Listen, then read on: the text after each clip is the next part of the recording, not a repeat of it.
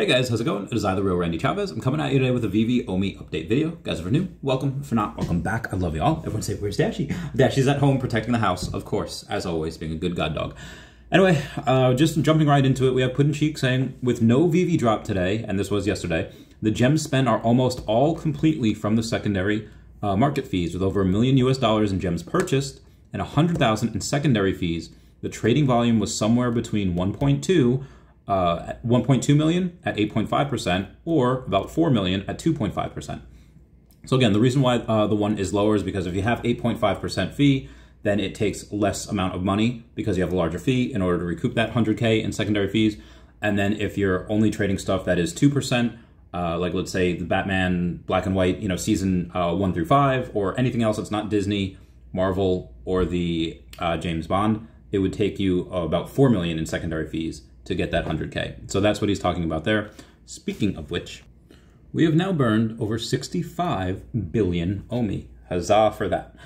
Moving on. So we do have somebody saying, hey guys, universally known and recognized brand as well as flagship of the Disney Corporation, place it at a booth at the largest Comic-Con show in the world, next to a virtually unknown brand of a company with less than 50 million a year in revenue, which is actually not true. We did over 100 million last year, and we did a quarter billion, I think, this year so far, if I'm not mistaken. If I'm wrong, correct me down in the comments.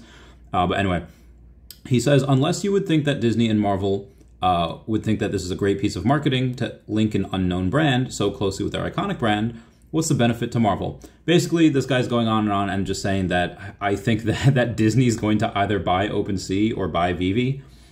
Again, if I were the CEO of Disney right now and I'm thinking, hey, if I had a chance to dip my toes in the NFT market, maybe something that I wouldn't understand all that much because, again, Disney's not so good at making video games and things of that nature. What they would have to do is, what I would do is what they're doing. License out some of the IP, doesn't cost us a thing, and then if it works, great, millions of dollars in revenue. If it doesn't work, okay, well, it won't fall back on me because it wasn't me that's failing, it was another company that was failing. Obviously, in this case, Veve, and of course, obviously, they're not failing, they're super major successful.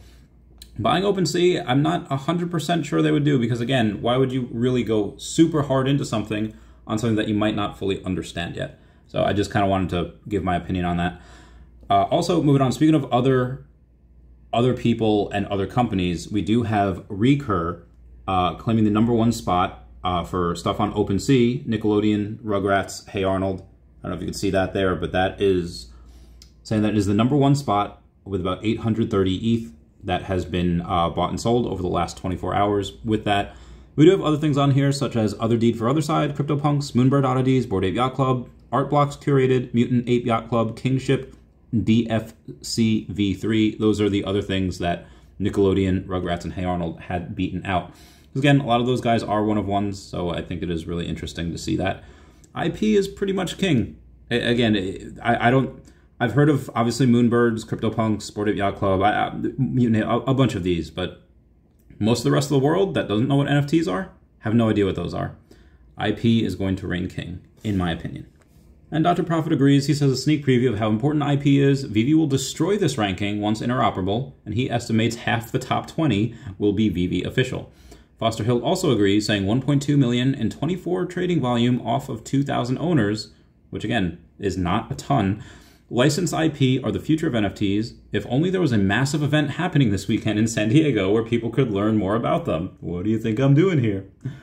So to totally come say hi. And also on my flight this morning was comic book legend Dan Slott, who's been writing comic books for I don't know how many years, couple of decades, such as Amazing Spider-Man, She-Hulk, Silver Surfer, Superior Spider-Man, which is one of my favorite stories of all time.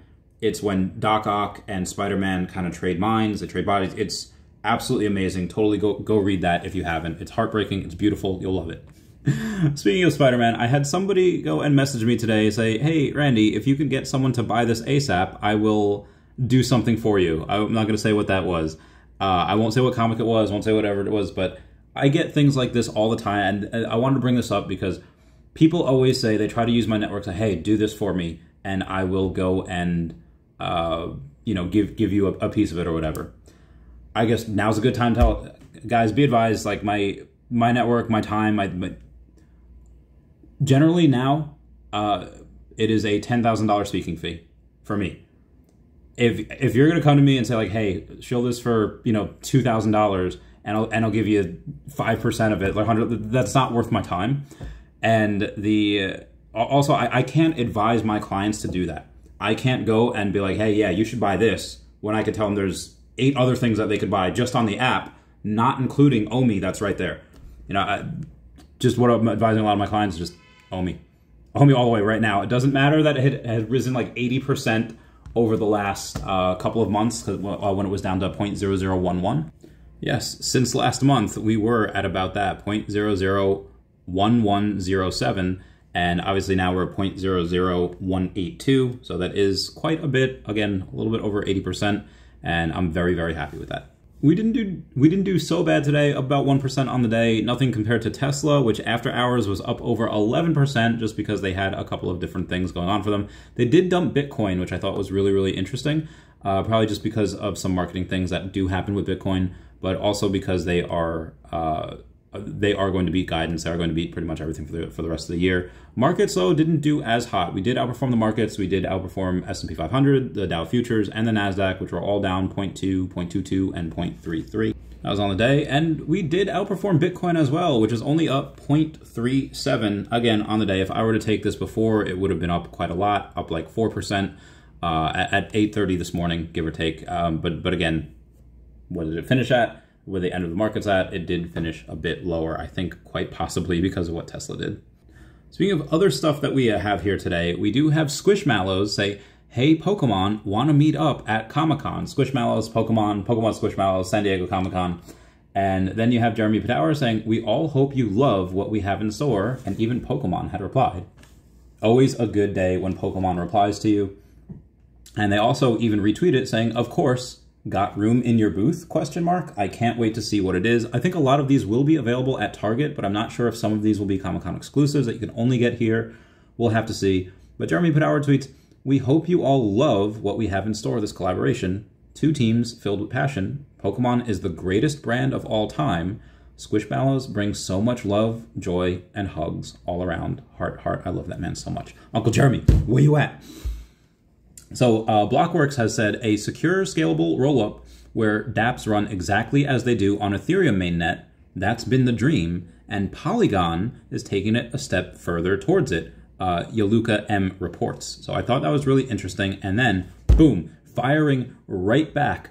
Immutable X goes ahead and drops this just moments after, saying, welcome to the team. Immutable hires Polygon exec to level up layer 2 marketing strategy.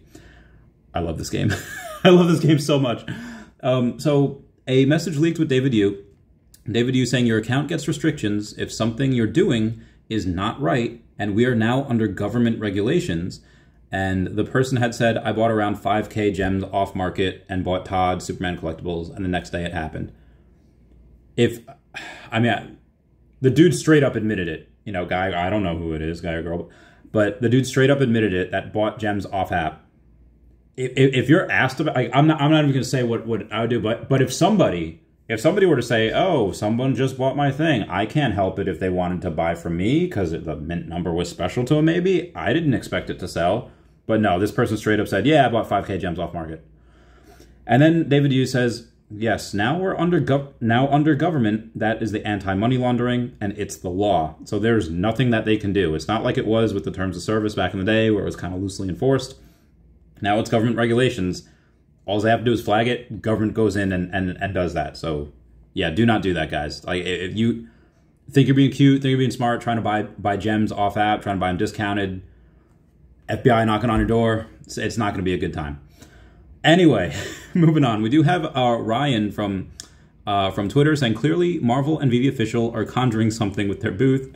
He's predicting that they're getting a first appearance of Miles Morales as a Mighty.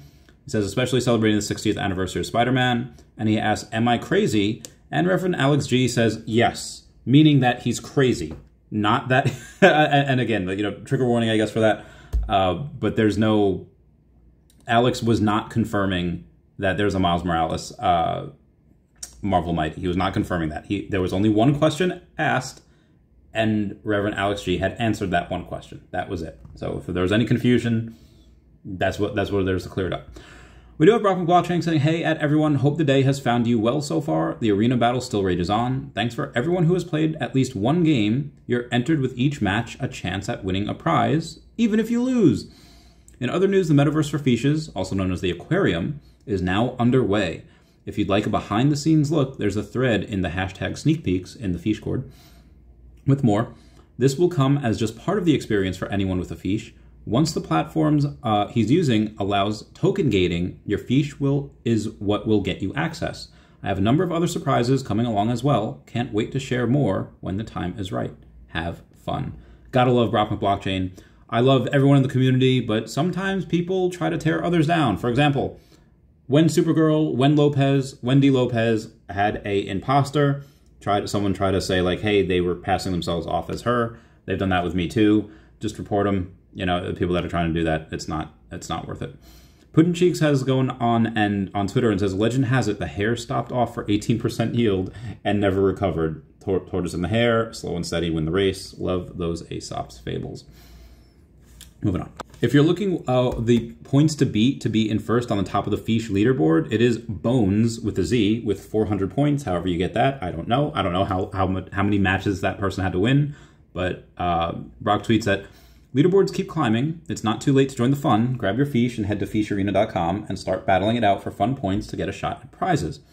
Plus, your record will be included on your Fiche's metadata.